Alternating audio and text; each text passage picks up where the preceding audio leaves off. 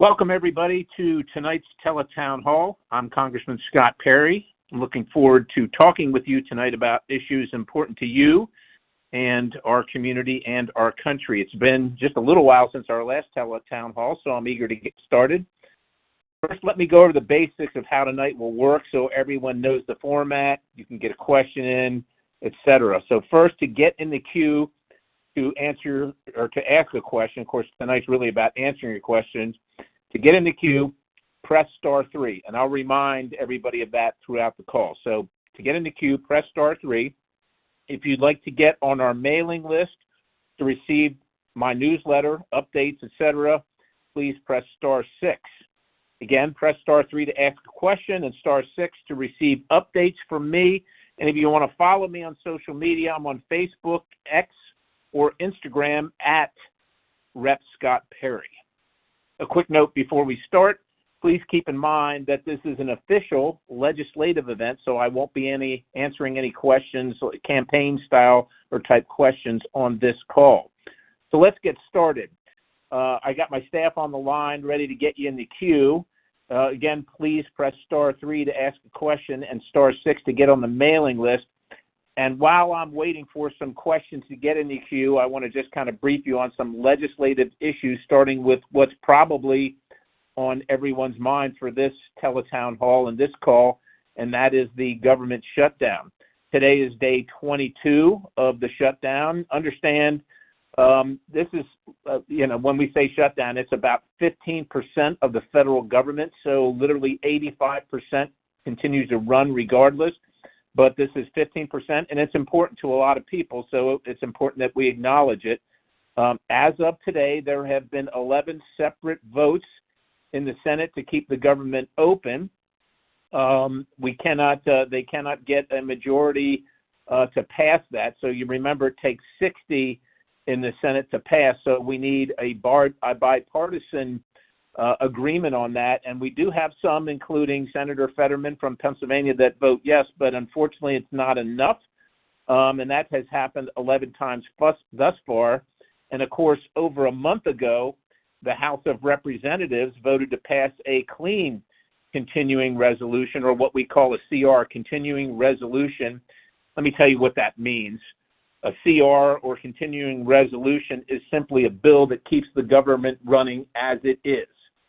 And that happens if Congress doesn't pass all 12 appropriations bills by the start of the new fiscal year, which is in October.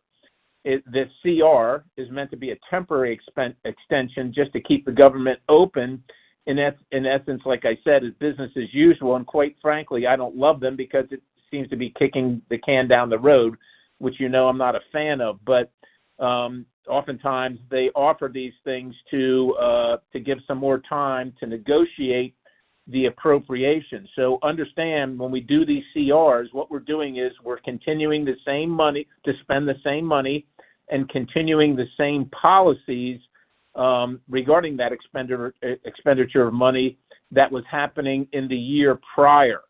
And so what's interesting is that while we passed this clean CR in September in the House on a bipartisan basis, this is the same exact CR that we had passed months earlier in March, both Democrats and Republicans in the House and the Senate. And when we say it's clean, that means we haven't added anything to it or subtracted anything from it. So, because oftentimes when you do that, someone will say, look, I would have voted for it, but I didn't like that one provision.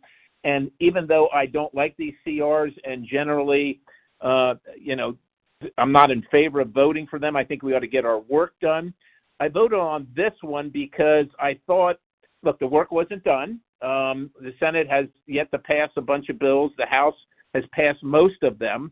And I thought that, and we believe that because we need some Senate Democrats, that this would be the best way to keep the government open. Just do a clean CR, don't add anything, don't subtract anything. It's the same thing everybody passed in March, and then we can work out these appropriations bills, have our negotiations, do an up or down vote, and move on. Unfortunately, that clean CR that we passed in the House in September after it was sent to the Senate, has gotten all these no votes. And to date, the majority of the Senate, and I hate to be partisan about this, but we need some Democrats to vote for this thing if it's going to pass. And again, it's exactly what everybody voted for, not just on, but voted for in March. So what's being impacted right now? The troops. If you're a uniformed service member, you have to wait for an appropriation to be paid. And, of course, their payday is the middle of the month and the end of the month, and you need a couple days in advance to get that done. So they have already gone without one payday, and they're headed for a second one. Federal law enforcement. So if you think about, the FBI, or you think about Border Patrol, or same situation there. Air traffic controller, same situation. Any federal employee, but then other things that people are, depending on in their daily lives, even if you're not a federal employee. For instance, WIC, which is Women and Infant Children recipients, for starters. They've been held up. Now, on this occasion, the president has found a way to use different accounts to pay both the military and some of these other employees and some of these other programs like WIC. But I can't imagine that's going to last forever. I don't know what they have in store for the next month or the next payment, if they can continue to do that or not. So they literally have to go find the money, somebody else doesn't get paid, and then, the president makes the choice to pay what he thinks is the priority. In this case, that included the service members in uniform and WIC recipients. Now, in my opinion, all this is being used to leverage for $1.5 trillion in wasteful spending. And if you've talked to me, you know that Washington, D.C. is about leverage. And I understand that there are many senators that are unhappy with President Trump and they don't agree with him. And so they're voting no, trying to get us to spend the $1.5 trillion that we just got done cutting. And understand that we're still running a $2 trillion a year deficit, right? So we're still spending $2 trillion more than we take in. Every single penny that I vote on, for or against, is borrowed money. And so, I don't want to spend that $1.5 trillion, the fraud, the waste, and the abuse in the federal government that we fought so hard to root out of there. And so I'm not for that, but that's kind of where we are right now. Now, just to, people say, well, what does that mean? Can you give me some examples? So I want to give you some of the demands that the senators that won't vote to fund the government and open it, this is what they want. They want $3 million that we got rid of for an Iraqi Sesame Street program. They want, that's one of the things we got rid of. This is in this $1.5 trillion, $6 million for net zero cities in Mexico, $24.6 million for climate resilience in Honduras. These might all be worthy things. I personally don't think they are, but this is what they're leveraging, the no votes, to get these things. And so in my mind, we passed what we should have in the House of Representatives. It was reasonable, something I wouldn't normally vote for, don't like voting for, held my nose to vote for, because it still spends too much money and still has policies that I don't like. But in the spirit of bipartisanship, since all my friends on the other side of the aisle voted for this in March, I figured that would be some way we could move forward. Apparently not. So, of course, this is also impacting what I consider our broken and way too expensive healthcare system, and it's also potentially impacting Medicaid, which is the safety net that was intended to support vulnerable Americans, and we're trying to preserve that and protect it. But we're in that $1.5 trillion that's being leveraged, you would be asked and forced to pay for $6 billion for people that are here illegally in Medicaid, $5 billion for people here illegally on Medicare, $27 billion for special ACA subsidies for people here illegally. These are the things that we cut out of the bill, right? That passed earlier this summer. They want to reinstate all these things. There's a $34 billion to allow a California loophole for health care for illegals that you will pay for. $91 billion for a different Obamacare program for people here illegally. So, folks, this is $1.5 trillion that should be saved. Quite honestly, it should be in your pockets. It should go back to your pockets, and in my opinion, should not have been spent in the first place. I'm just going to finish up here as we get just a few more people in the queue.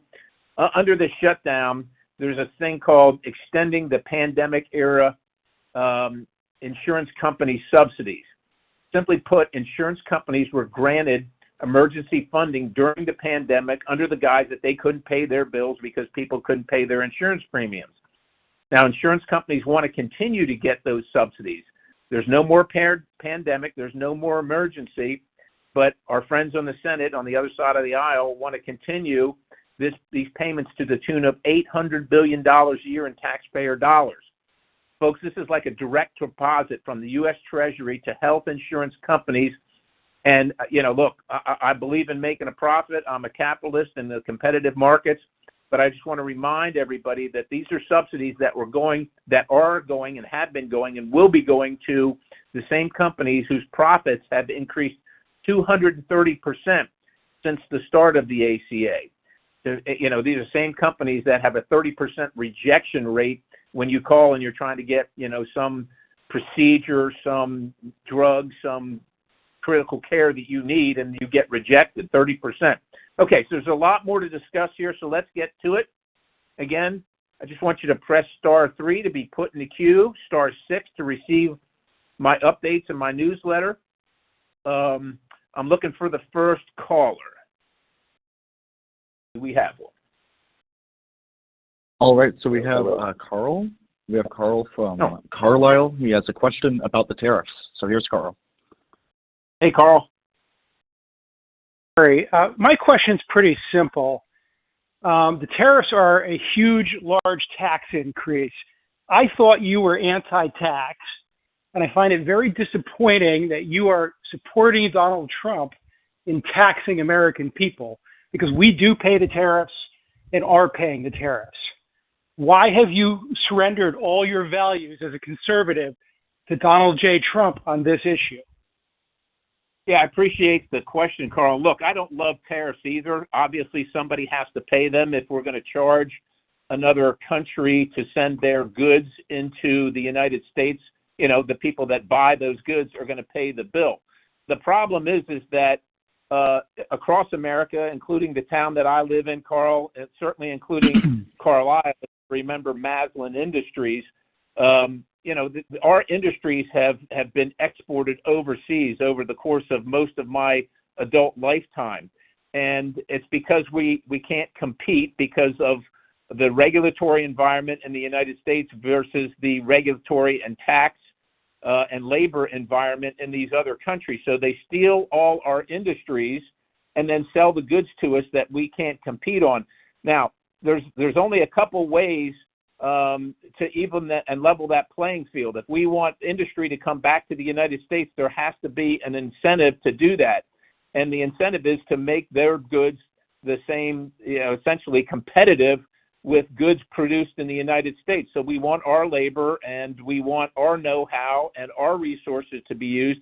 And we can't export our regulatory policy. We can't export our tax policy. We can't export our labor policy. These are free sovereign nations that can decide whatever they want to.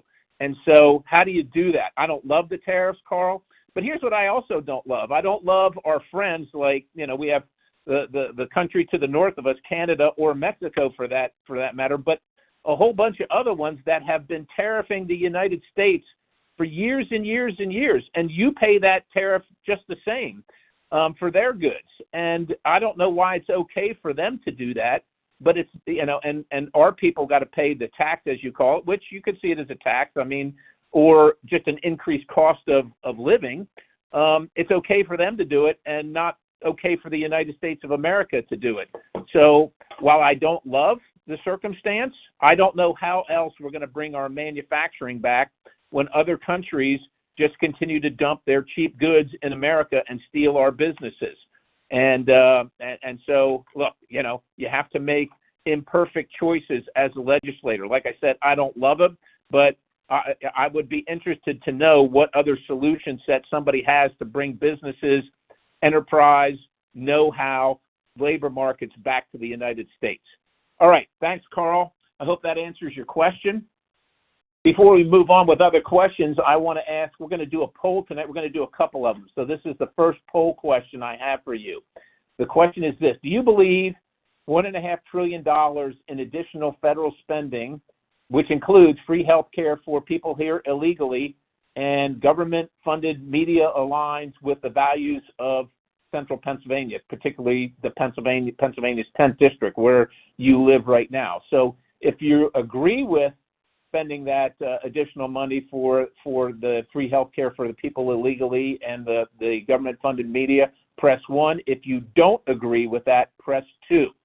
Okay, so that's the poll. I'll get you the results of it when I get it. All right, moving on. What is the next question, please?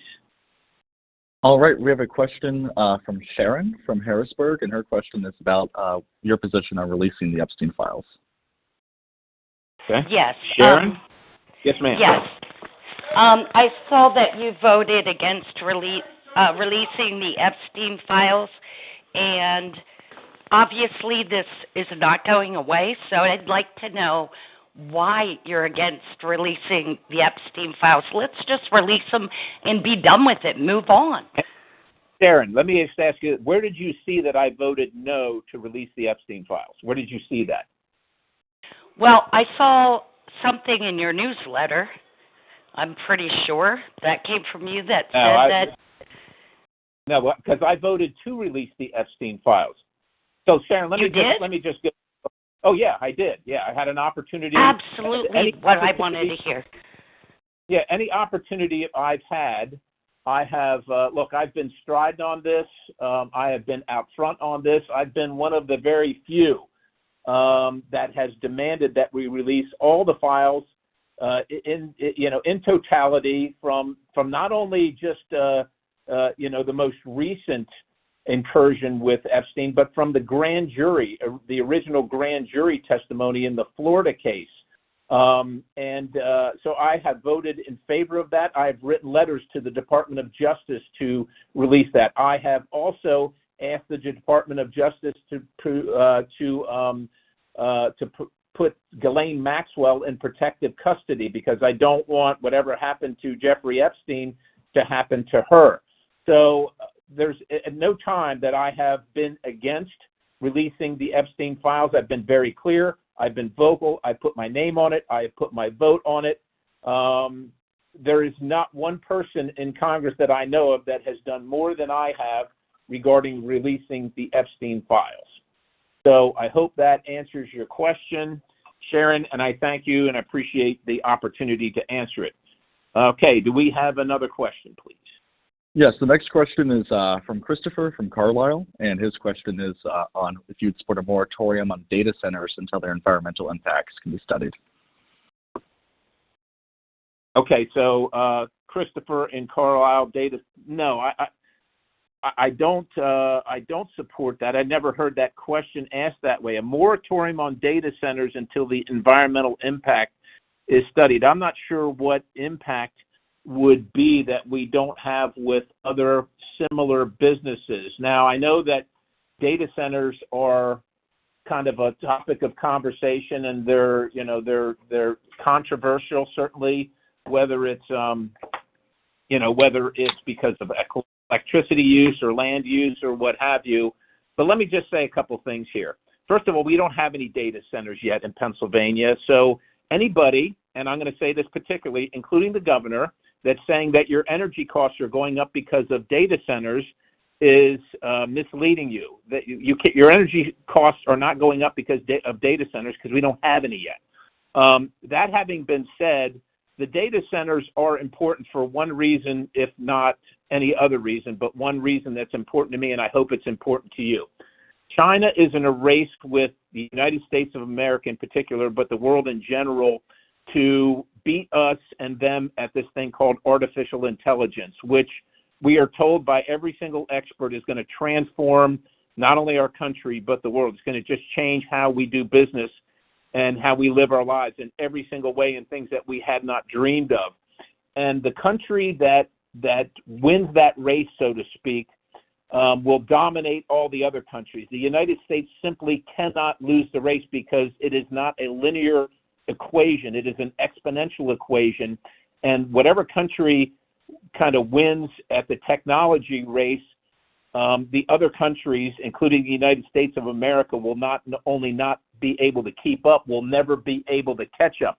And I don't want to see the United States of America to be subservient in any way to the Communist Party of China. Now, having said that, I think we got to be careful about how we cite data centers and how we supply data centers. I don't think that a moratorium is good for us as free market Americans, but I also don't think it's good for us, in this race against China. My concern, among other things, is that it's going to use a whole lot of energy, and I'm sure that you've heard that as well, because it's true. This is huge buildings full of servers that are just using massive amounts of electricity. At the same time, our federal and state government has been encouraging the use of more and more electricity and less of other ways of powering things. We have demanded more use of electricity and actually shut down more and more power generation stations. And I can turn to one in Maryland, just in the northern part of Maryland, that was in a consent decree with an outside organization to stop producing power because they could produce power, or they could not make no power and make the same amount of money not making power. And the answer was going to be to run power lines across Pennsylvania from our generation stations into Maryland. That's unacceptable to me. Ladies and gentlemen, your electricity bills are going up and have been going up for a decade now because we're shutting down base load power for this whole green energy push. And look, I'm fine with green energy as long as it produces the energy we need at a cost that we can afford. But we don't need mandates to do it, and we don't need subsidies to do it. If we have to subsidize wind and solar, then I don't think we should be doing it. Wind and solar should compete in the market just like everything else, and that would keep our energy prices low and provide the energy needed not only for us, but also for the growing demand, including data centers. And so I know you didn't ask about data centers, about energy, but they are linked hand in hand. They are inexorably linked, and I think you have been being misled about why your electricity bills are going up, and one of those things is data centers. It is not because of data centers. It is because of other public policies that are wrong-headed, are expensive, and in my opinion, aren't the role of the government to tell us what kind of power we can produce and what kind of power we're allowed to have. And so my answer is no to the moratorium on data centers. Okay, I hope that answers the question. Let me get to, before the next caller, the poll question. 32% yes, so additional $1.5 trillion in spending. 68% no. 32 yes, 68 no. Okay, next question, please. Yes, we have a question from Patrick from Carlisle. He wants to ask you about the Republican shutdown. So here he is. Hi, Representative Scott Perry. Hi. Yes, Hope sir. you're doing well tonight. Hey, I was asking, what are you going to do to end the Republican government shutdown and pass an extension to the Affordable Care Act, also known as Obamacare, which the government website states funding for the ACA cannot and will not be used for illegal immigrants. I also wanted to ask you if Republicans would choose to not accept their paychecks while the government is shut down due to the fact of it is, hurting everyday government employees. And I know that Congress and the House and the Senate gets their paychecks during shutdowns. I also did want to say a correction too. We do not pay tariffs that Canada puts on our goods in Canada. Canadians pay those tariffs. And also to your comment earlier so green energy should not be subsidized. Do you also agree that oil and gas shouldn't be subsidized as well? Because we do a lot of subsidies for that. Thank you for your time. Okay, let me answer your question. I'll start with the last one. I don't believe in subsidizing oil or gas or wind and solar and any of it. It should compete in the market on its own. Let me go to the paycheck one. I have requested that my pay is withheld during the shutdown, even though, Patrick, I voted in favor of the continuing resolution to keep the government open. But I understand that employees of the federal government and contractors and people that just, live in the area that depend on federal government and employee spending are hurting right now. So, I want to be in solidarity with them. When you say that Obamacare cannot go to illegals, people here illegally, Patrick, I would just consider this. There is no question on the applications or the exchange about citizenship. So if there is no question about citizenship, how can you say that people that are here illegally don't get the care? They do get the care. They absolutely do get the care. And regarding the shutdown, so when you say, what am I willing to do to end the government shutdown? We voted for a clean continuing resolution, which is what the Democrats demanded back in March. It's the exact same bill. It was good enough for them in March. It's the policies, just so you know, Patrick, because I suspect you agree with this. It's the policy and spending from the last Biden administration. That's what we voted on in March. That's what we just voted on in September. It was good enough when Joe Biden was the president. It was good enough in March. It is now not good enough in September and October. Regarding the subsidies are going to insurance companies, and I can give you if you want to call the office, we can make sure. I think it's up on the website. I think we posted it. The Kaiser Family Foundation shows the graph where the majority of the increase in the Affordable Care Act premiums does not come with or without these subsidies. These are just rate increases from the insurance companies. What they would like to do is increase the rates and blame Congress for not approving the subsidies that they've been getting since the pandemic. And by the way, Patrick, since you brought up the subsidies, these were subsidies that were passed generally completely on a partisan basis by the Democrats. They could have made them go into perpetuity, but they didn't. They made them expire because the pandemic was going to expire. And so if they didn't want them to go into perpetuity, then why did they want them to continue now when the pandemic is over? So I hope that answers all of your questions, and I sure appreciate you. Thank you. Next question, please. Yes, Rhonda from Carlisle has a question on Medicare. Okay, Rhonda. Yeah, hi, Scott. Rhonda, yes, ma'am. My question is, I've been seeing a lot of commercials on cutting Medicare. Exactly who would Medicare be cut for? Okay. So, I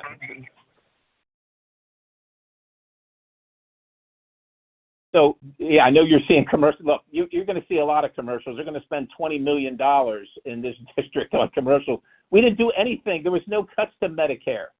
Medicaid, we made work requirements. We went back to the Clinton era work requirements for Medicaid. There were no cuts to Medicare, but anything can be said on TV and in ads, on the radio, online, or whatever at any time. There were no cuts to Medicare. So, unfortunately, when you're a public official, Rhonda, they get to lie about you, and there's not much you can do about it. You can't take them to court or whatever. They get to say whatever they want to. This is my opportunity to tell you that it's just simply false. We didn't do anything with Medicare. There are no cuts to Medicare. And, even for those who are saying, okay, well, what about Medicaid? Medicaid is growing 25% over the next 10 years based on the bill that we just passed. Growing, not being cut, growing. Nothing to Medicare, Medicaid growing. Rhonda, I hope that answers your question. I sure appreciate you asking it. Give me an opportunity to explain. Do we have another question, please? Yes. Bob from New Cumberland has a question on DEI. Bob, go ahead. Hi, Scott. Just Hey, want Bob. to thank you for the great job that you do. And just take the opportunity to say that Republicans against Perry thing is a joke. But anyhow, the recent UGI rate hike approval was contingent on the Biden initiative. The PUC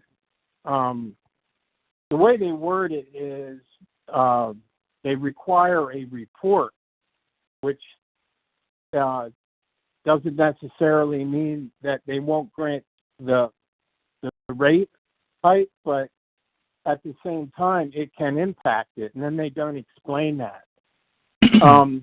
So with the Trump administration and the sort of push to remove the DEI, is there any pressure on Pennsylvania with all, I mean, there's everything from impact fees to COVID extensions to there's all manner of ways that actually what happens is, as you know, gets passed on to the consumer.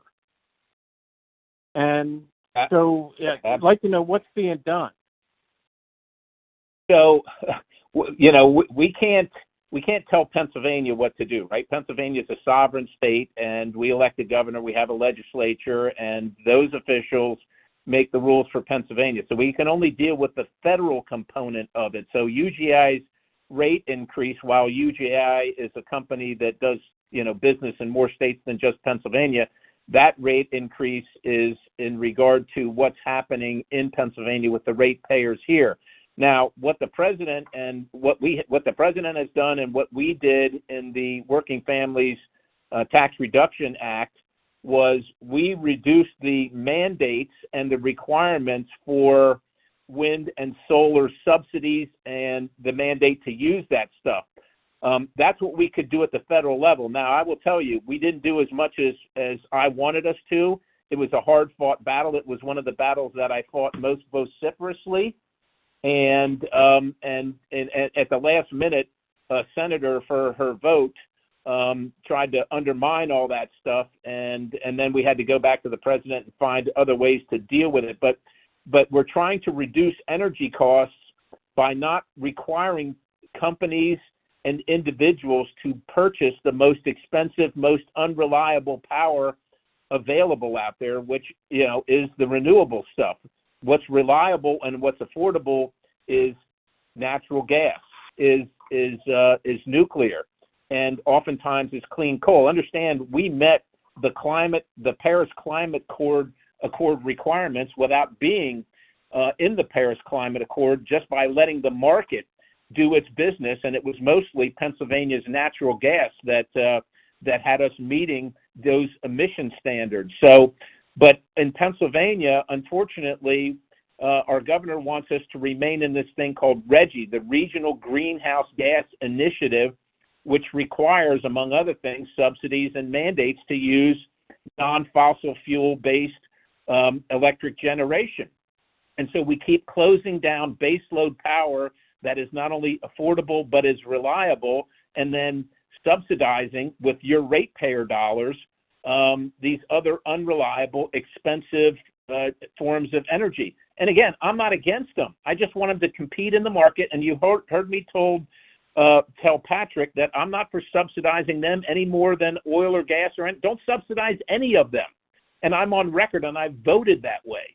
The market can decide this and does a great job at it. But as long as we have a legislature in Harrisburg and a governor that is on this mission to decarbonize our electricity generation, you're going to continue to pay more. And that's what's happening. So it is a Pennsylvania issue at this point, by and large. We are doing everything we can at the federal level, and we'll continue to. All right, Bob, thanks for the question. I'm going to before I go to another caller, I'm going to get another poll question in there. So the next question is, should the U.S. Senate pass the clean CR and end the shutdown? So that's Republicans and Democrats. I'm not being partisan here, but the House already passed it. And so should the U.S. Senate pass the clean CR? If you want to vote yes, you press 1. If you want to vote no, press 2. Okay, so I'll get you the results of that when I get them. And again, if you want to get in the queue, we'll get as many questions as we can. I remind you to dial 3 if you have a question, and dial 6 if you want to get the newsletter. All right, dial 3 for a question. All right, next question, please. Yes, Brandon from Dillsburg has a question about the shutdown. Okay, Brandon, go ahead. Yes. Yes, hello, Scott. So Yes, my sir. question on the shutdown, and I know that there's a lot involved, and Republicans don't want to budge, and Democrats don't want to budge, but every day, as you know, it hurts Americans that the government is shut down. So what's it going to take? How long are we going to be in this shutdown before we sit down at the table and come to some deal and start doing some bipartisanship again? Yeah, well, look, we passed. Look, I don't want to pass the buck, Brandon. I'm not in the Senate.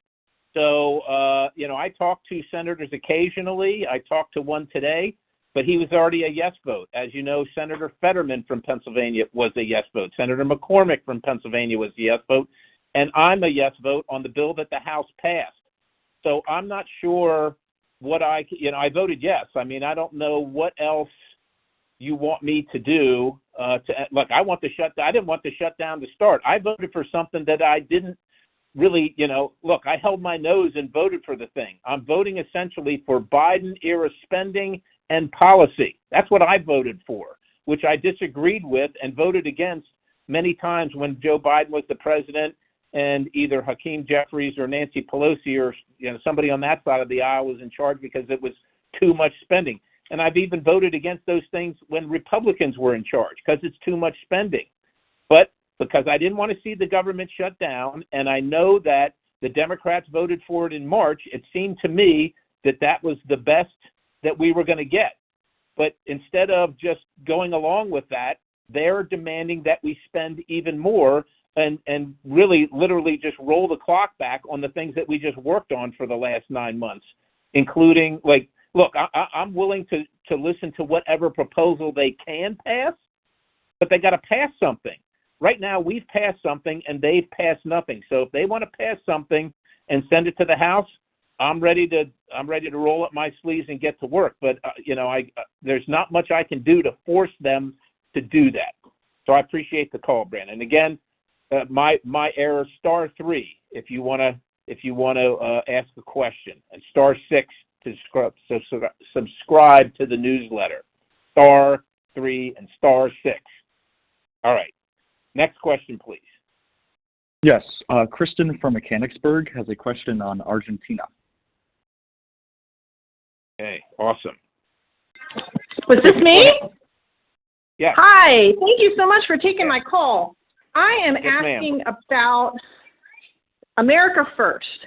We're supposed to put Yes, Americans first. We're supposed to put American manufacturing first. We're supposed to put American farmers first. So why are we giving $40 billion to Argentina and saying we're going to import more beef from their farmers and hurt American farmers? What are you doing to stop this travesty that is going to hurt American farmers? Well, what am I doing about it? I told the president I disagree with the policy, certainly about the beef. And look, we have big producers and we have small producers, and unfortunately, we have two sets of rules for those guys and gals, and we should have one set of rules. But I don't agree with that, and I've made my disagreement known to the administration. But I also will say this: look, I'm for America first as well. Part of America first is keeping China out of our hemisphere, and Central America and South America is under great peril, not only against the communists in China, but the oligarchs in Russia. And we have someone in Argentina that we can work with, but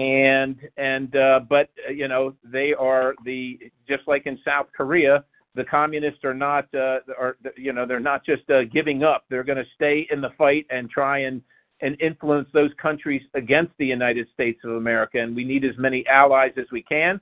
So I'm hoping that, and as I understand it, by the way, the $40 billion is not a payment; it is a loan.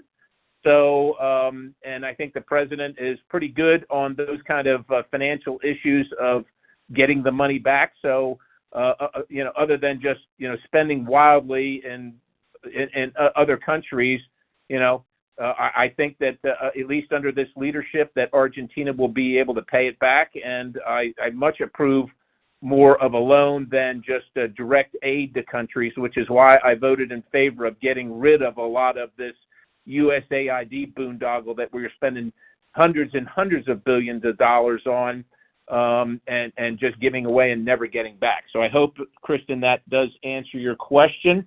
Thank you for that. All right. So on the last question, which was, should the U.S. Senate pass the clean CR and end the shutdown? Yes is 66%. No is 34%. Yes, 66. No, 34. Okay. Next question, please. Yes. Kelly from Dover has a question on the Obamacare subsidies. Okay. Kelly, go ahead.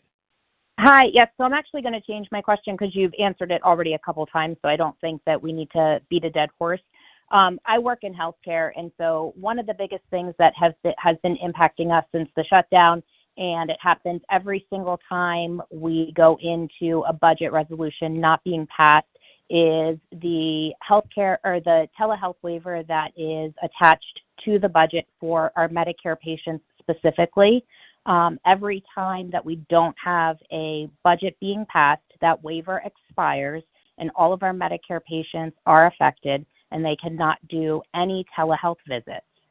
This is very impactful, obviously, for our older population of patients because many of them struggle with transportation, they struggle with mobility issues, and so they can't come in for their appointments. They can't do many things when it comes to being able to get their preventative care, get their prescriptions refilled, see their physicians in a timely manner.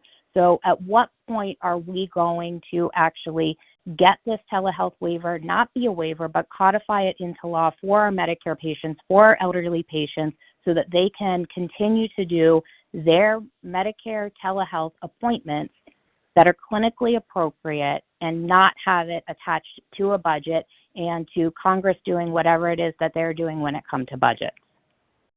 Kelly, it's a great question. I certainly empathize. I can tell that you're completely vexed by this, as you should be, as we all should be. It shouldn't be in the CR. It is.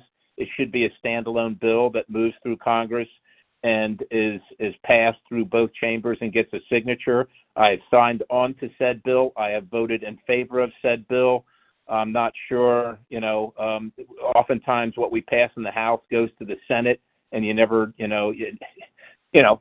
it dies and you got to start all over again every session. I'll do everything I can to make sure that we shouldn't have had to wait, by the way, for the pandemic to happen to get into the 21st century on telehealth, but that was probably one of the silver linings of the pandemic, and it shouldn't be on a waiver. It should be, as Kelly says, it should just be the law of the land, and we should be able to just continue to rely on it and use it and realize the efficiencies of it, not only for patients, but also the efficiencies for our government. And, continually disappointed that we got to keep having this fight. So I agree with you, Kelly, and will continue to do whatever I can on every occasion to make sure that becomes a reality. Thank you. Next question, please. Yes. Trevor from Carlisle has a question on illegal aliens receiving federal health care.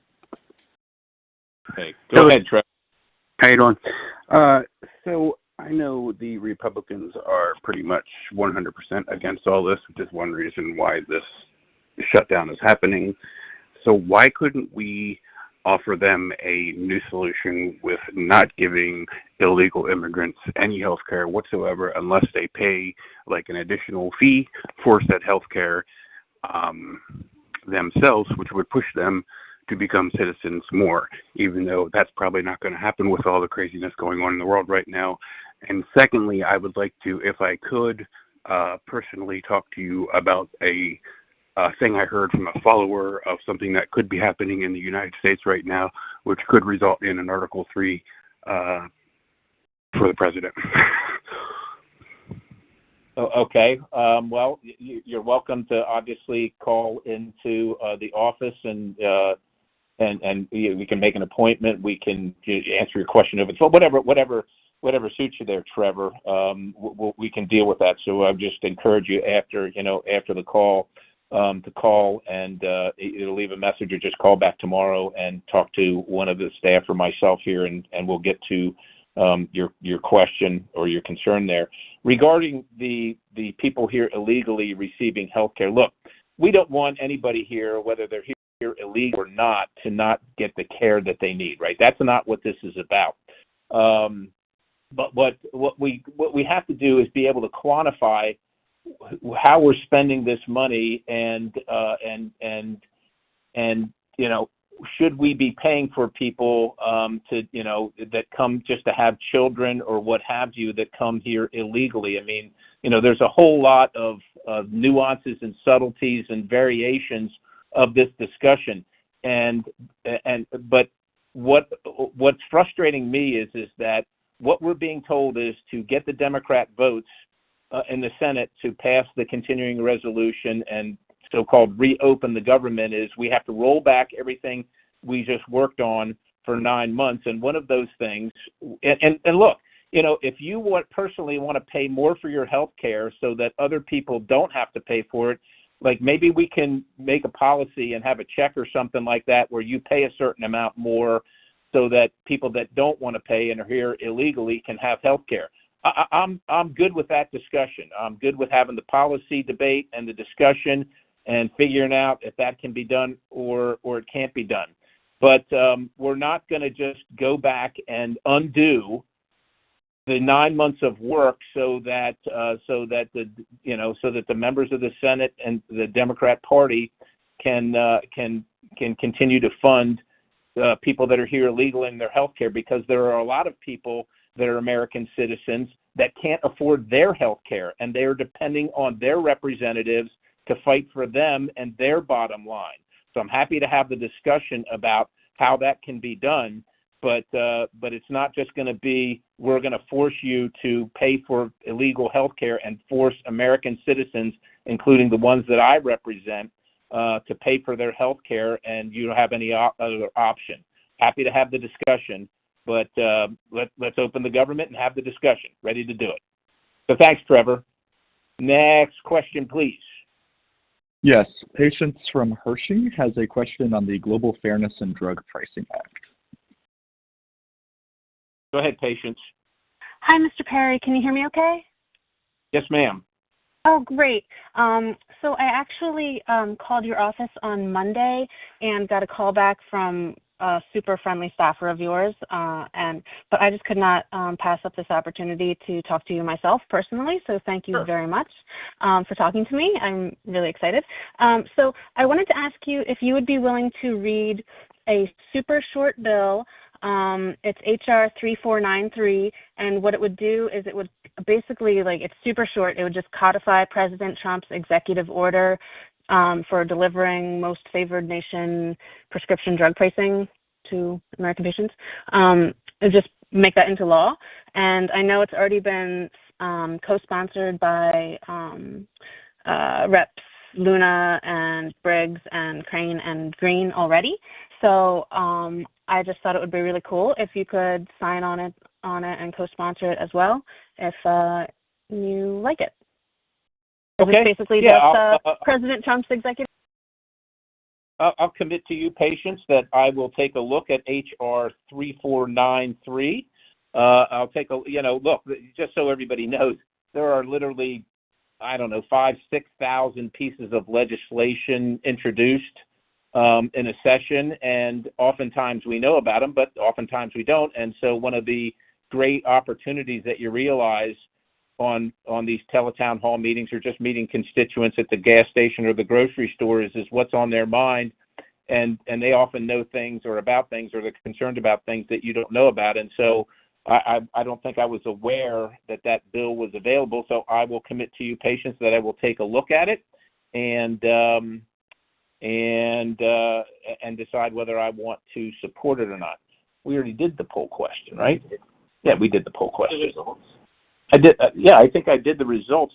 Just in case I didn't, I don't think my memory's failing me here, but I'm being asked. So the last poll question: should the U.S. Senate pass the clean CR and end the shutdown? Yes was 66%. No was 34%. But I feel confident I did that. All right, star 3 if you have a question. Next question, please. Yes, Robert from Enola has a question on the Affordable Care Act. Go ahead, Robert. Hello? You're there, Robert. Yes, sir. Go ahead. What's wrong there? Robert, I'm listening. This is Bob from Dillsburg. It's not Robert from Carlisle. Oh, okay. Well, Bob from Dillsburg, go ahead and ask your question. I don't know what it is, but let's do it. Okay.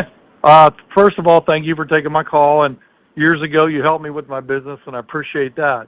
But my question to you is, in 2015, when the Republicans nominated President Trump to be their runner, and he won the election, then lost an election, now he's back in. It's been 10 years, and all he does is denounce, and the Republican Party denounces the Affordable Care Act, but they have yet to come up with a better solution. Why is that?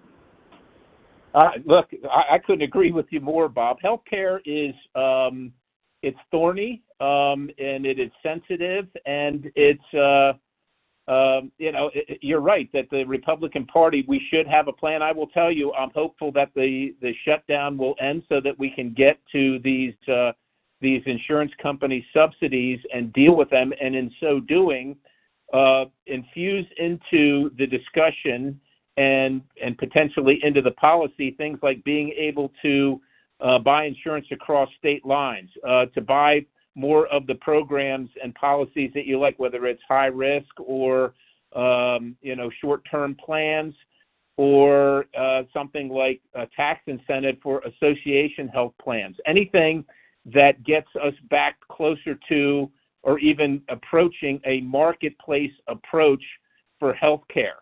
But I don't think you're wrong in saying that Republicans have missed the mark as a party at coming up with a policy. And we had a repeal of the ACA vote. Well, it wasn't really a true repeal, quite honestly. We had that in the beginning of the president's first term, and if you recall, I was one of the no votes on that initially because it was not really a repeal and it didn't have any market-based principles in it. So I think I've been pretty consistent.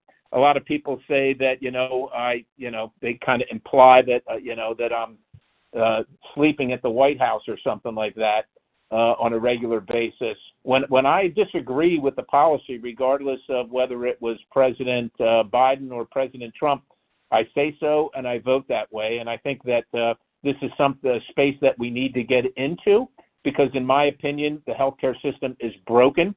You look at what's happened, all the small practitioners and the private practices, almost all of them are gone. So you have to be associated with a hospital. And now, what I already talked about, the insurance companies are rejecting, what you and your doctor have decided is your best care. That should be between you and your doctor. And finally, since the ACA was passed, arguably or inarguably, rates have gone up for insurance. And to me, the ACA was not really about healthcare. It was about forcing people to buy insurance. But those rates have gone up anywhere from 40 to 80%.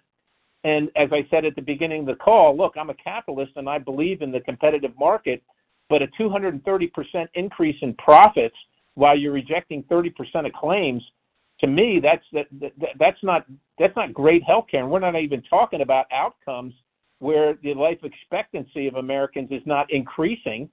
So, that's what it should be under an efficient, well-running, and a well-performing, successful healthcare program. So we have a lot of work to do, and I've given you some ideas about what I think how we can get there. But Bob from Dillsburg, I appreciate the question. Again, *3 if you have a question. Next question, please. Yes, Mitchell from Dillsburg has a question on paying troops during the shutdown. Okay, Mitchell from Dillsburg, paying the troops. Go ahead. It's Mitchell, good to talk to you, General or Congressman. Yes, what can you do to make sure our troops get paid? I'm retired military myself, and that bothers me when the opposing force, so to speak, the Democrats don't want to help our own people out. It's disappointing. Well, Mitchell, first of all, thank you for your service. And this is one of the things that it is hard to countenance. Look, I understand leverage in Washington, D.C., and I understand that our friends on the other side of the aisle want something, but understand that there's a cost to that. And, of course, the people in uniform are the ones that, have, the least. They're not even, as you know, Mitchell, they're not even allowed to say anything about it, right? If you're in uniform, you can't even have a political opinion, but you have to show up on time for work. And some of those individuals are in harm's way right now, on behalf of America and on behalf of the freedoms that we so enjoy. And they got bills back home, they've got families back home, and they've got obligations. And instead of worrying about staying safe and keeping your eye on the enemy, they got to be worried about, some bill at home, or the water heater broke, or, car payment or whatever. And right now, thank goodness, the president has found a way to pay them for the mid-month payment, but we have another one coming up, and I'm not sure how that's going to go. And again, the continuing resolution, not perfect. I held my nose and voted for it. Same one that Democrats voted for in March. You can't always get everything you want, but if someone like me can vote for the Democrat spending bill, which is what it is, you would think that Democrats could vote for it, and it includes funding our military. So I'm not sure how much more bipartisan you can be and what else you can ask for. So I just think it's unfortunate that these great uniformed service members are caught in the middle of this, Mitchell, and I sure understand and agree with your sentiment. Thank you. Next question, please. Yes, Eric from Franklintown has a question on Obamacare. Hi, Scott. Thanks for taking my call. I appreciate it. Yes, sir. When I Google whether or not illegal immigrants can collect the Affordable Care Act, it tells me no. Illegal immigrants cannot get coverage to the Affordable Care Act marketplace. Are you 100% certain about that, or do you want like something else in there?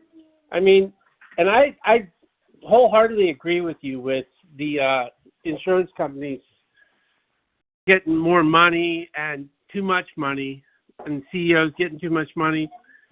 But wouldn't that increase in profits be part of like more people signing up for the ACA?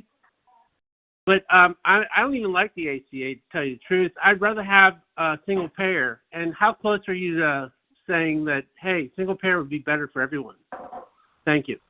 Well, Eric, thanks for the question. And I'm probably not in, I'm not in agreement with you on single payer. If you like the inefficiencies of the Affordable Care Act and the high cost of the Affordable Care Act, I suppose that you probably would love single payer, because that's what you'll get. Almost anything that the government is involved in becomes less efficient and costs more. And I think it'd be very, very difficult for anybody to make the argument that healthcare has become more affordable and more efficient since the federal government got more involved in it. And once again, I would just ask you, if you're saying, well, how can you prove, I think essentially what you're saying, Eric, is, Congressman, how can you prove that people that are here illegally are on the, are receiving benefits from the Affordable Care Act? Look, maybe you don't know this, but people here illegally use forged documents, use forged and falsified Social Security numbers.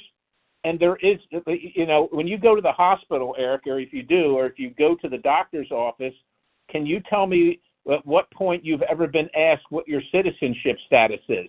And so if no one's ever asking citizenship status, how do you know who's receiving the benefit?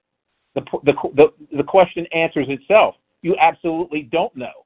And so to say that that illegals aren't receiving these benefits is to belie reality. And I know that some people, want to live in that world, and I appreciate it, but there's a lot of people that I represent and people across the country that can't afford their own health care, can't afford their own car payments, can't afford education, their mortgage, you name it, and they want their costs to go down, and they don't want to have to be paying for other people that aren't here legally to have health care for free, and or even to be on the plan, let alone free. So that's kind of where I am, Eric. That I do appreciate the question, and I hope that's an honest answer for you.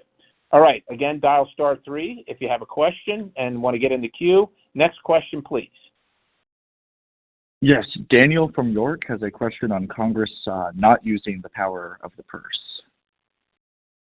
For taking my call. Thank you for taking my call. Yes, sir. Go ahead. So Congress is the power of the purse. I've been at meetings where you've held up the Constitution, your pocket Constitution, and as you're a devout reader of the Constitution, and Congress is the one that appropriates funds. So I want you now.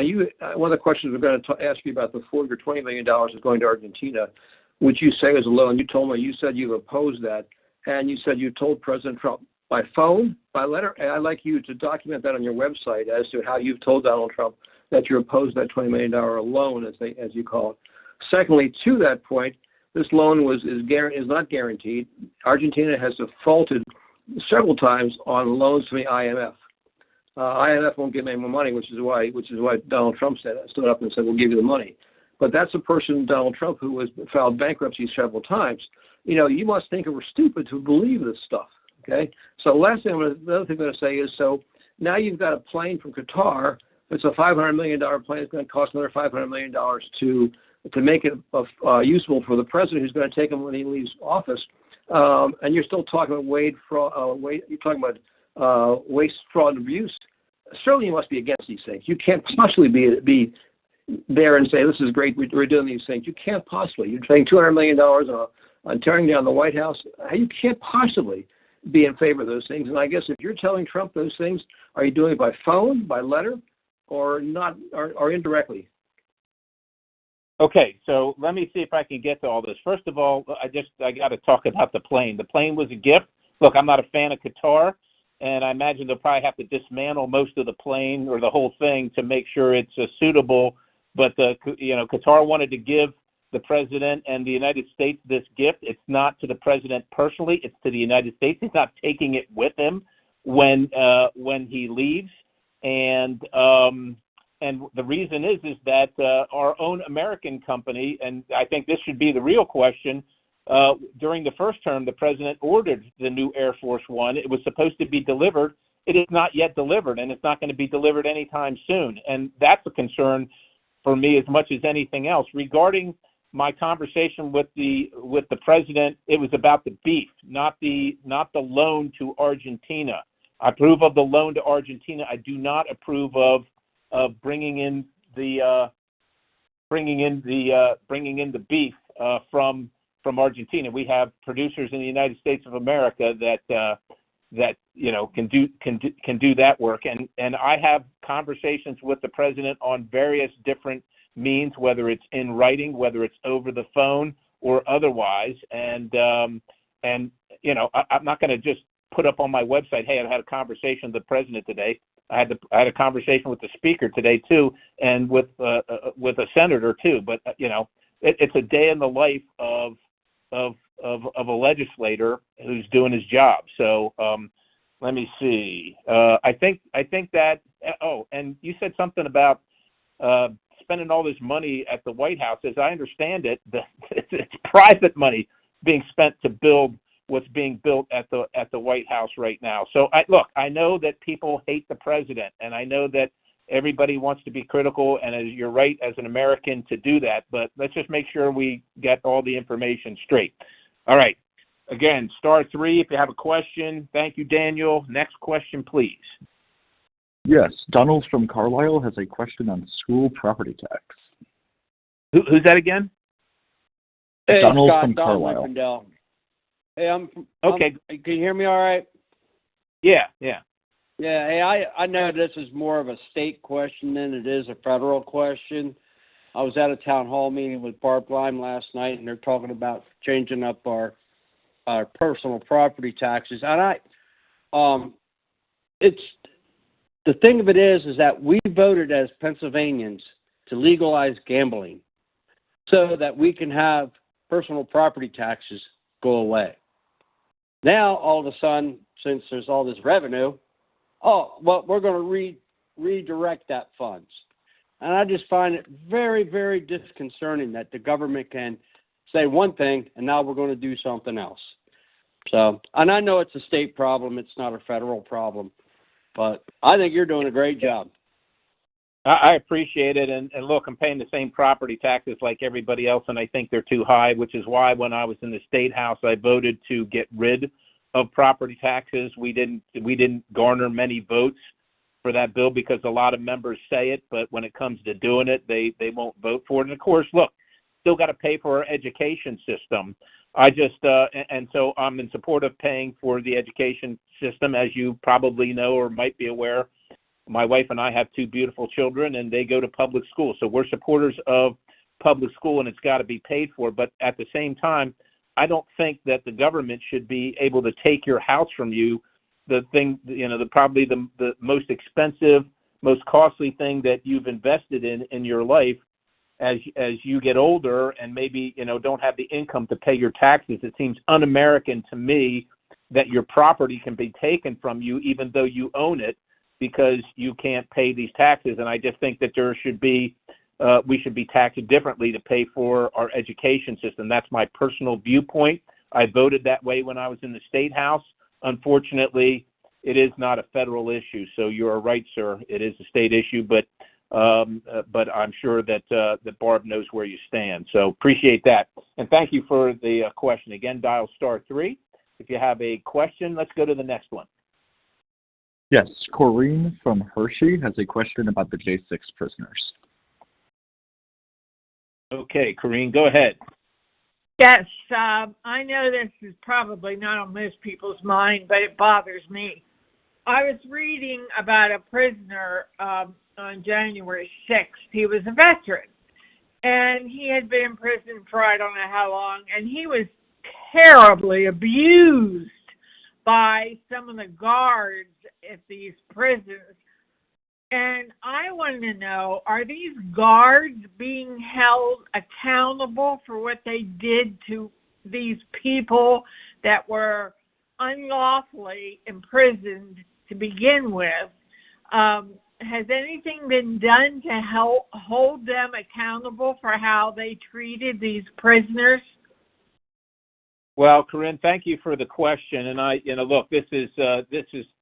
I wish I had a better answer for you. It's frustrating to me too. We are working through in a special committee in the House of Representatives, chaired by Representative Barry Loudermilk of Georgia, to look into what happened on January 6th. That's been adjudicated up and down more times than probably anything in history in the United States as far as a law enforcement action. But regarding, the questions about propriety, about treatment of prisoners, about due process, all of those things that seem to be very, very lacking. And of course, we're going to continue, and we are continuing to find out more and more information about the abuse of power from the federal government, the Department of Justice, the FBI. I turn your attention to Operation Arctic Frost, where we just recently found out that the government was spying on members of Congress and the Senate, and myself included in that, and without cause. I know some of these people hated the president and wanted to make sure. Well, whatever, right? So you get the point. So I would say this, Corrine, it's going to take some more time. I hope that justice is served, but we want to follow the facts where they go. We don't want to do anything rash. We want to make sure that we have all the information, and if accountability is required, as you probably know, the former CIA director was just referred for charges to the Department of Justice by the House of Representatives. So I know that it's probably too slow for many people, but as long as we, as we're confident that we can get the information and that accountability is appropriate, we're going to seek that, and we're going to continue with that mission. So I hope you can take some solace that there is a concerted effort to find out all this information and who abused their authorities, and to punish them if necessary. and hold those people accountable. But I appreciate the question. Thank you. Okay, next caller, please. Yes, Greg from Dover has a question on Medicare. Okay, Greg. Yeah, how you doing? I approve everything you're doing. I just had a question. My Medicare plan is going away, and I have to get a new one. And we had a meeting with our broker the other day, and he was saying that they're going to do away with the brokers and not pay them if we don't get a hold of our representatives and let them know that we want to keep our brokers. And I can't see me. He said if we go away, you'll have to deal directly with Medicare, and I don't think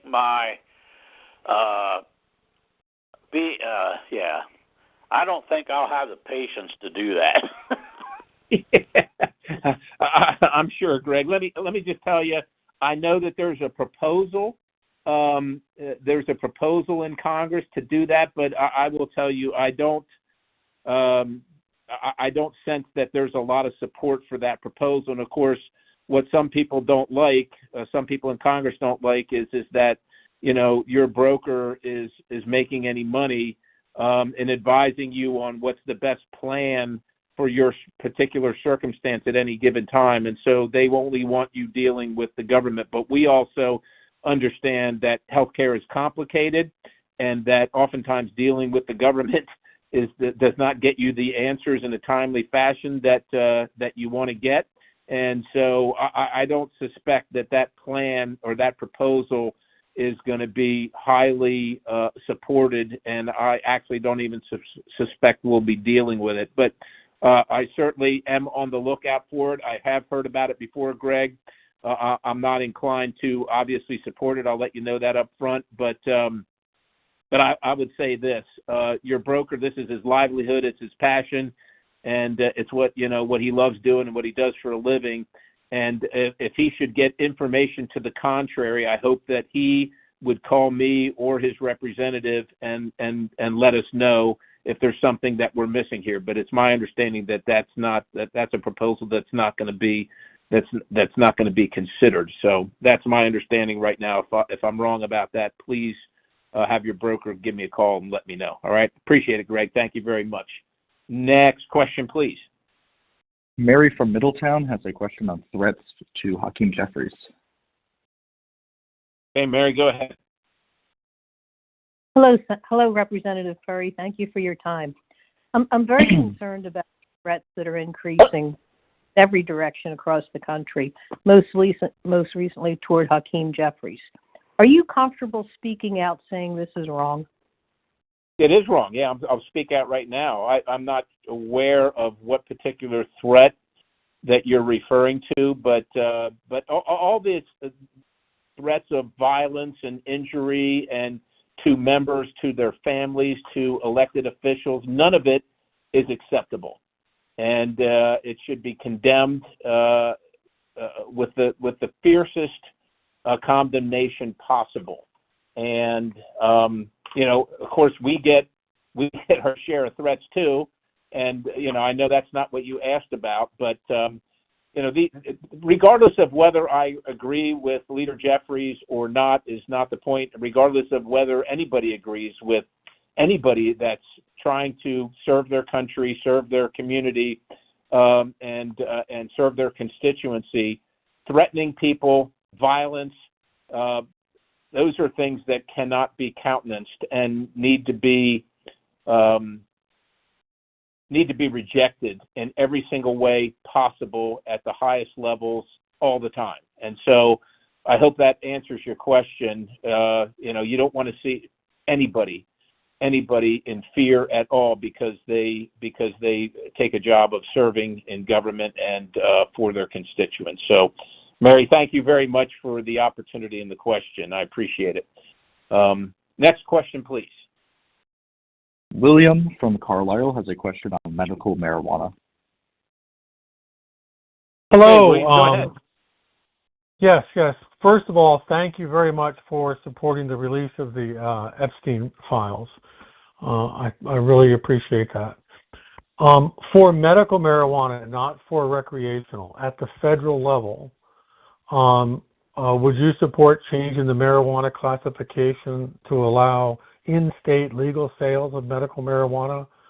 I would appreciate that. My daughter has MS, and she needs it. I'm not convinced everyone that gets the medical marijuana card really is trying to treat a medical treatment, but my daughter is one of the ones that needs that.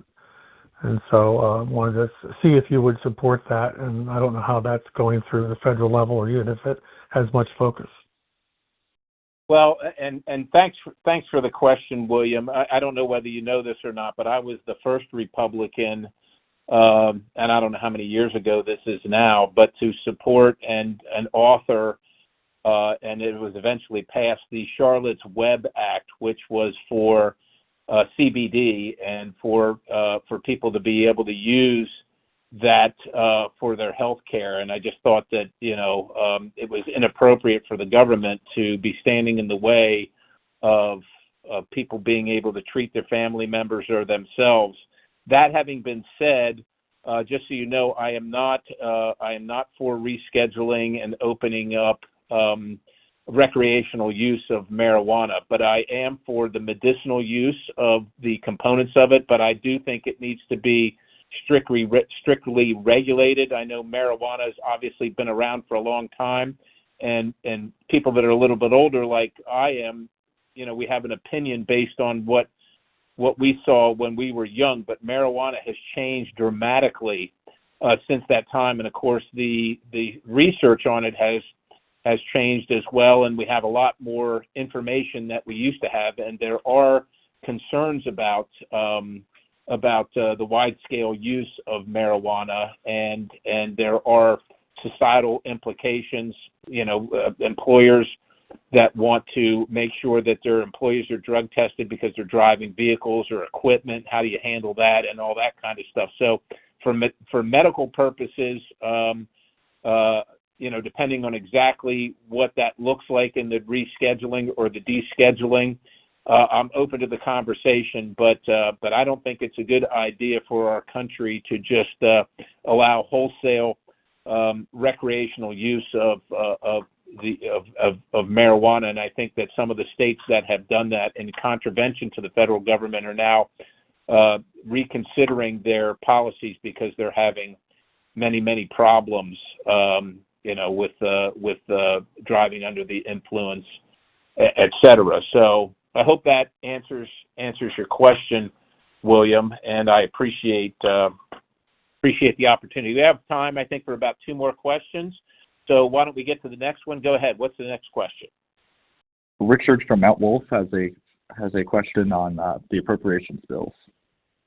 Okay, Richard, go ahead. Well, thank you, Congressman. And as a former Air Force Academy Zoomie to one Hudson High graduate, I say hello. I did want to ask, the continuing resolution was passed by the House so that additional time would be available for the House to pass the 12 annual appropriations bills. They were given 12 additional weeks in the House bill, if memory serves. Yeah, November 21st. The House bill Go ahead. Go ahead, Richard. Oh, Richard. Okay. Well, look, the House, we passed the continuing resolution, I think, if my memory serves, till November 21st, so that we could finish not only the House's product. The House has passed numerous appropriations bills. There are 12 of them, but the Senate had yet to pass any. And so we wanted to give ourselves some time to try and work out some of those details and see if we could, come to some consensus on a bipartisan basis. We understand it would have to be bipartisan to get through both the House and the Senate. Unfortunately, we can't get to them right now because of this shutdown. So I suspect, I'm not sure what your question would be, but I suspect what we're going to have to do, because unfortunately we have squandered a portion of the amount of time used or necessary to get these bills done, right? We had a continuing resolution till November 21st, but that was from the end of September. Well, we're 22 days into this now, and so we have 22 days where we haven't been there, working out, negotiating, et cetera, working out an agreement to get these things passed. So I think what we're going to be forced with at some point is another whack at another continuing resolution, whether that emanates from the House or whether that comes from the Senate. And maybe, since the Senate can't seem to find any way to agree on the House bill, maybe they want to send us their version, and then we'll see what we can do with it. So that remains to be seen right now. And just as a point of clarification, because I know and thank you for your service, Richard, as a person who wore the uniform, we're kind of technocrats, but I appreciate your service, and God bless you. You went to the academy. I am not an academy graduate. I am an officer candidate school graduate. I started out as enlisted and went to officer candidate school. But thank you for your service, sir. Okay, last question. Oh, we have a couple more? Okay. All right. Let's go. Okay. Gwen has a question on the Medicaid work requirements. Okay, Hello? Gwen, go ahead. Hi. Yeah. Thank you for taking my call. I received a letter saying that you were trying to save Medicaid and to promote fiscal sanity. And I'd like to have an explanation on that, because to my knowledge, the big, beautiful bill, it adds trillions of dollars to our deficit. And your work requirements for Medicaid, they might not help the people who are just too sick to be able to work. So I'm not sure how this really benefits the American people. So I'd like to have your thoughts on how the work requirements are really helping get Medicaid to people who really need it. Thank you. Okay. Yeah, awesome. Thank you, Gwen. So Medicaid is, the program is meant for, and it was designed for people that couldn't afford their own health care. Generally speaking, if we were going to just say it very simply, Medicare was for people that were elderly. Medicaid was for people that were poor, right? That's just the shorthand for saying it. So in that context, it was meant for people that need medical care, as everybody does, but couldn't afford it. Unfortunately, over years, and especially under the Biden administration, under what's called expanded Medicaid, there are many people that are able-bodied without dependents. So I want to make that distinction. You are able-bodied without dependents who choose not to work, who don't volunteer for anything, who don't go to school, but receive Medicaid, which is for the poor. What we're trying to do is just incentivize them to either go to work 20 hours a week, volunteer somewhere for 20 hours a week, go to school for 20 hours a week, because Medicaid was not meant to be long-term medical care for people who could work but choose not to. It is meant for people that are probably can't work and are likely never going to work, or maybe they're going to after some period of time. I'm thinking like maybe a single mom who has 3 children and has got to take care of them and, get herself back on her feet to a point where her children are a little bit older and she doesn't have to be home with them, and then she can support herself. So the incentive is for able-bodied individuals without dependents to get them off the Medicaid rolls, because they were invited onto the Medicaid rolls as a part of the expansion. And Gwen, I don't know whether you know this or not, but the expanded population, so for every dollar that the federal government pays to a Medicaid recipient under the traditional Medicaid, and when I say traditional, so that's the poor, the infirm, the people that I was talking about that simply can't afford medical care and can't work, we pay $1.33 for every dollar that the state pays on average. But for the expanded population, we pay $9 for every dollar that the state pays. So the state is incentivized to put people that can work but choose not to, without dependents, in front of people that the program was designed for. One, it's unaffordable, but also it's immoral. And so while the bill that dealt with this, the reconciliation bill, spent more than I wanted to, we did get $1.6 trillion in reduction in spending, which is what the holdup is right now.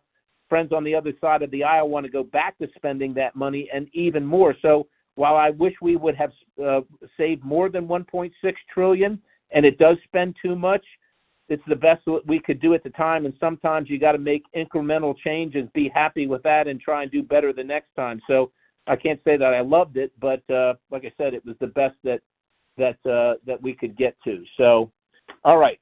One last question. Give me the last question, please.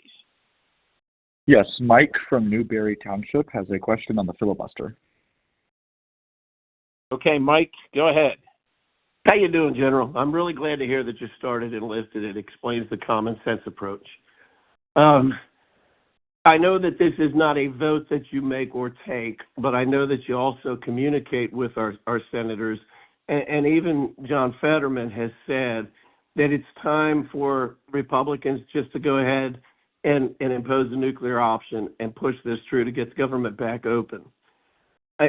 Republicans seem to be winning the messaging war on this, and it's being seen for what it truly is. What's your opinion on that? Do you think they should? Well, I will tell you this.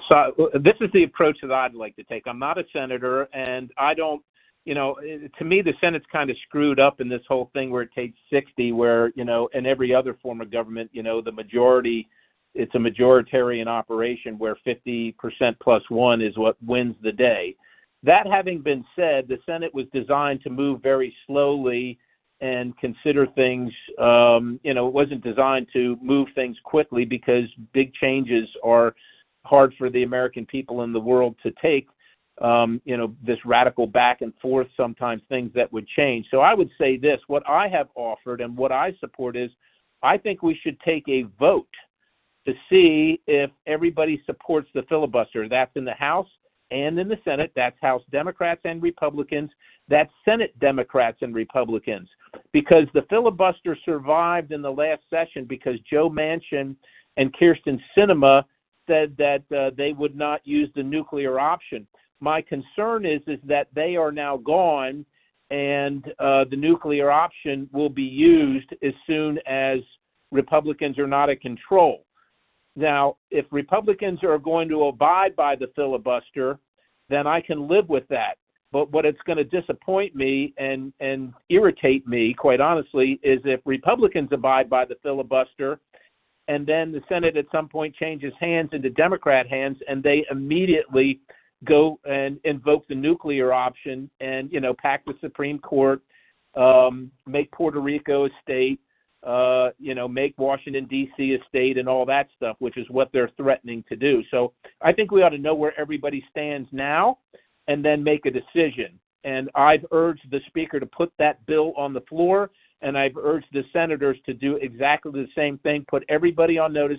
Let's see where they stand. Let's see what their votes are, and then let's hold them to it. So I hope that explains my position on the filibuster. Ladies and gentlemen, time to wrap up. I'm sorry it's going fast. I appreciate your time and your engagement tonight. I look forward to hearing from you again on our next TeleTown Hall, which will be soon. Again, if you'd like to hear from me and be part of the newsletter and get updates from me, *6 will get you on our mailing list, and you can also follow me at Rep. Scott Perry on all the social media platforms. Thanks again for your very precious time this evening. If you didn't get to ask a question, please send me an email and we'll get your response. Thanks again and have a great night. God bless you.